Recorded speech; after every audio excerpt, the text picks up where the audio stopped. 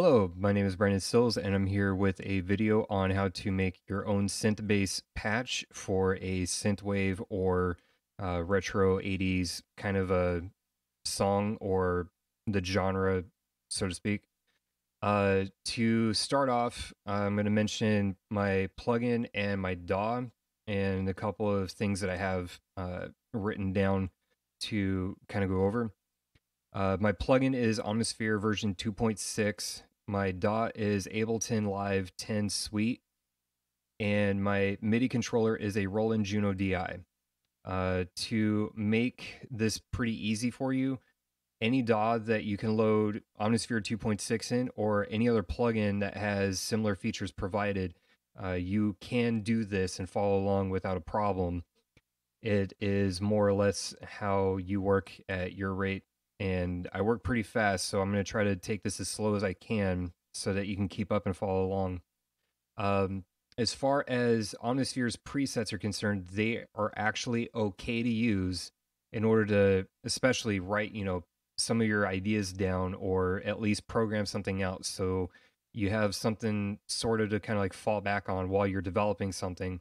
And the fact that under Omnisphere 2 point anything, you have 8 multiple outputs, so utilize all of them if you can. We're going to stick with just one today. And any of those presets can get the job done. Just remember that. This video, however, I'm going to take you through developing your own from scratch with a blank instance. So this is what we're going to do here. Starting with the idea of designing your own synth bass.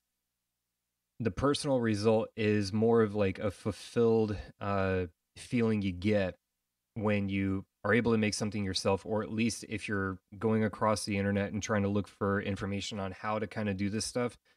And most people have their own kind of idea as far as how to design these kinds of patches. And some of them may be correct, some of them may be wrong. I may be correct, I may be wrong. Everything is subjective. So take the entire video and this content with a grain of salt here. With Omnisphere 2.6, you have 4 parts to basically choose from.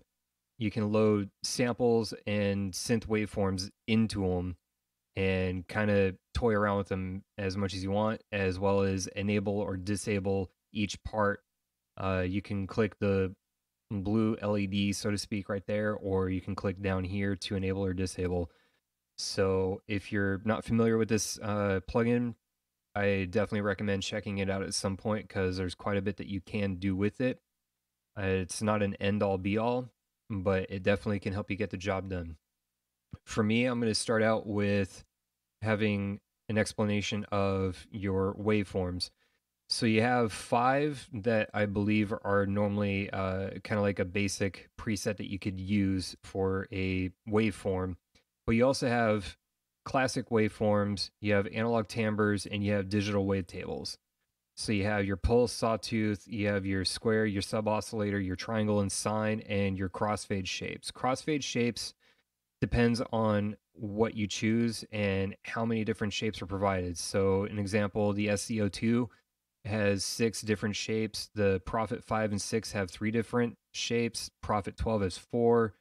Korg Prologue, 5 shapes. I own the actual hardware, not really using it, but it is phenomenal. You also have the Mini Brute, the Mini Moog, Moog Modular.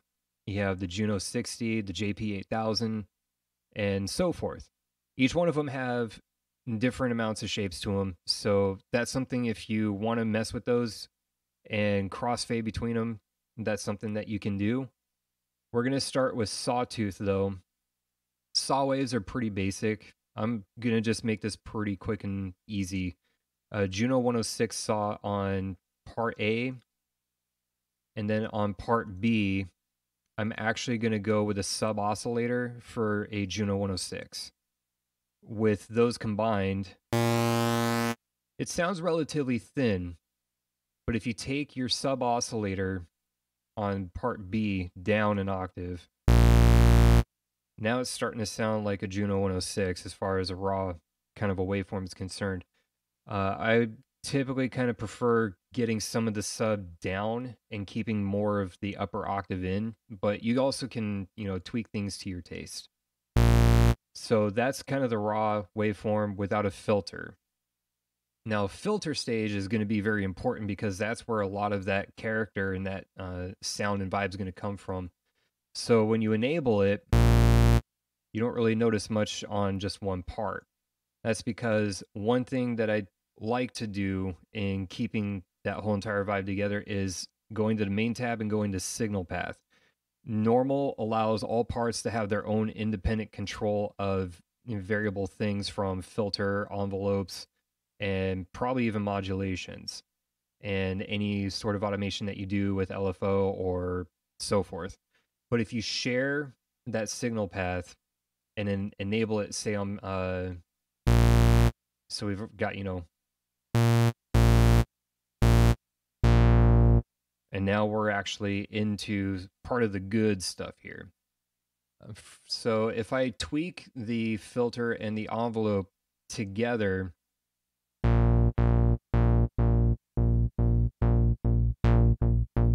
I'm noticing a completely different change of character. But also you can do that same exact thing with the velocity sensitivity for your filter and the envelope itself. So if you do the envelope and then change some of the velocity,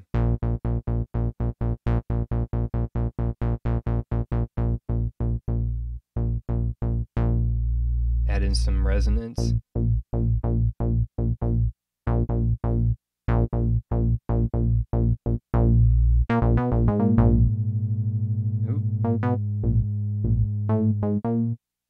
some keys apparently like to trigger on their own.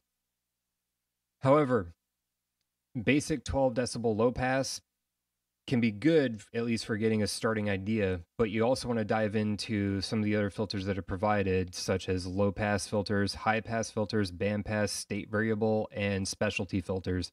For synth bass, you want to stick with low pass, unless if you're maybe layering something else on top of it, then maybe look at band pass or high pass for your second layer if you're doing a lot of that kind of stuff. With low pass filters, I find personally that juicy, power, gentle, and UVI, as far as just this list alone, tend to yield some pretty good results. But at the same time, some of the other filters that are provided may also yield some sort of benefit for you as well, as far as your sound design is concerned. And it doesn't have to be on point exactly, but whatever you choose to do, as long as it sounds that good to you, then it should work, especially for whatever you're applying it to. For this, I'm going to use juicy 12 decibel.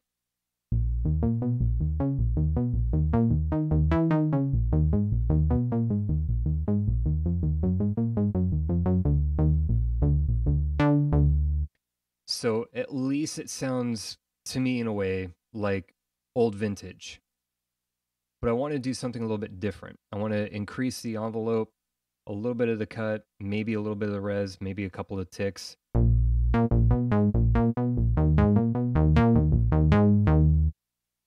So it's sounding like it's in a ballpark for me. I'm going to increase the velocity sensitivity on the filter. I'm going to increase the decay. I'm going to do another thing here, which sometimes could be a benefit. The envelope zoom under any layer, it doesn't matter really when you have a shared signal path. If you tweak it to be a steeper curve for your decay, or even if you make it nearly linear, or if you make it a little bit more exponential, the results will vary.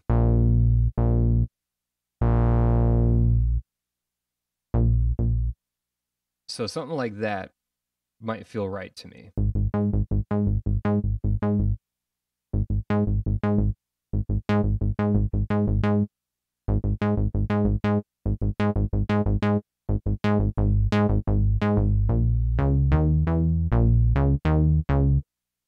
So now I feel like it's in a good spot, but it still feels like it needs just a little bit of something. And this is where diving under the Oscillator tab comes in handy. So under Oscillator, Zoom, you have your main tab, which gives you coarse and fine tuning, transposition, and shape, symmetry, and hard sync, as well as your start fades, your analog and your phase, and so forth. But most of this doesn't really matter to me at the initial stage. What matters is going to the Unison tab and enabling that. So now doing that gives it a bit of a chorusy kind of a vibe, right? But I want to add a little bit more depth to it, and I usually tend to kind of bring the spread down just a little bit.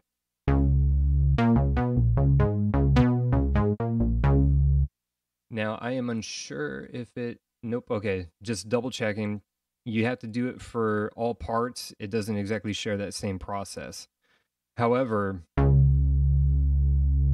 with something like that, you can get a pretty quick kind of a chorusy detune effect without having to actually apply any extra effects or do any extra fine tuning with your main tab and having an extra layer on top and adjusting your fine tuning or coarse tuning or anything like that.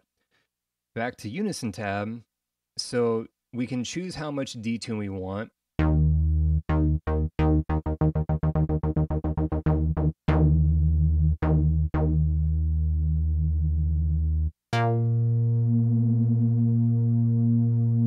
So I feel like roughly around there near the base mark is pretty good. The other thing that you want to deal with is your analog and your drift, because your drift is going to imitate, along with analog, the vibe of old vintage hardware.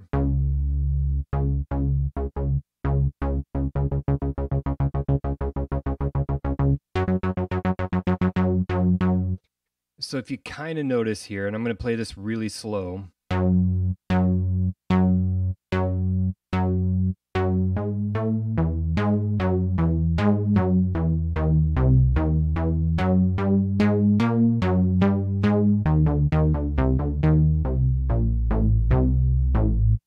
If you kind of notice, each note does not exactly sound the same in terms of the amount of detune applied. And that's because the analog and the drift parameters will actually give you the character of hardware drift, especially with a lot of that old vintage stuff where over time it kind of wears and tears. And sometimes you kind of have to take it into a shop or take the hardware apart itself and fix those inconsistencies that you might notice between the output and what you're actually expecting as far as your output's concerned, which isn't terrible. This gives you that vibe right there of some of that old stuff, but you also want to kind of sweet spot yourself.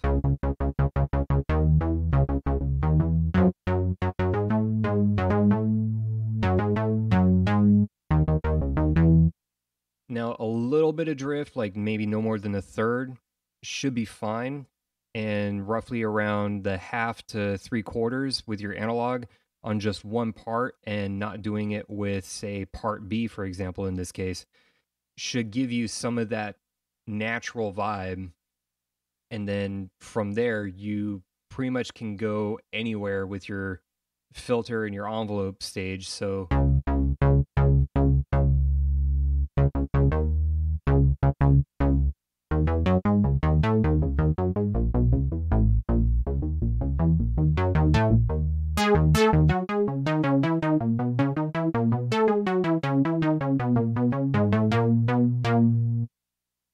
it feels like it could be played as not just a synth bass, but it also could be played sort of like a popcornish kind of a, pluck.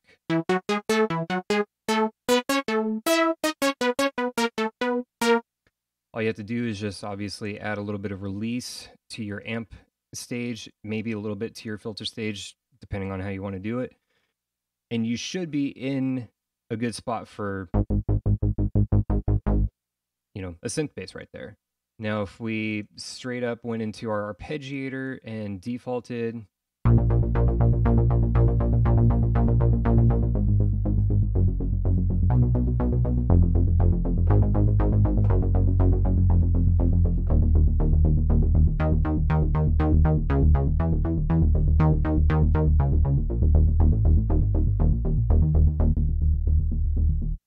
So it pretty much sounds like something that you actually could really work with. And it's not a terrible sound right out the door here.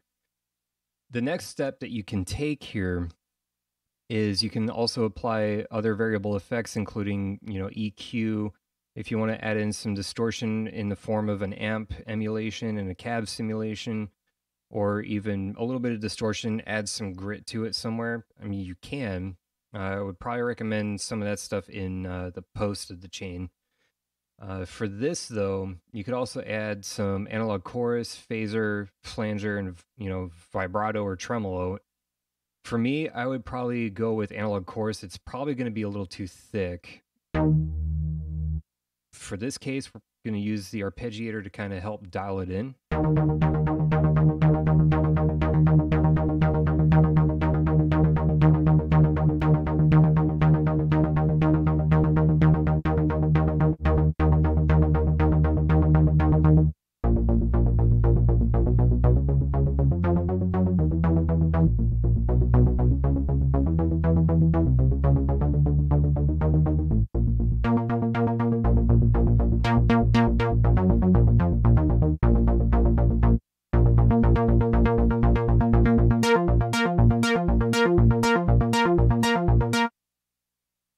And just a little bit of it in there just kind of gives a little extra kick, at least the way I hear it in my own head here. And so if I had something like that, then I could just program, something pretty simple as far as the bass line is concerned without, the arpeggiator if I wanted to. So I could say, and do a 2-octave spread of an A sharp and an F. Or even a 3-octave spread of an F with an A sharp in the middle.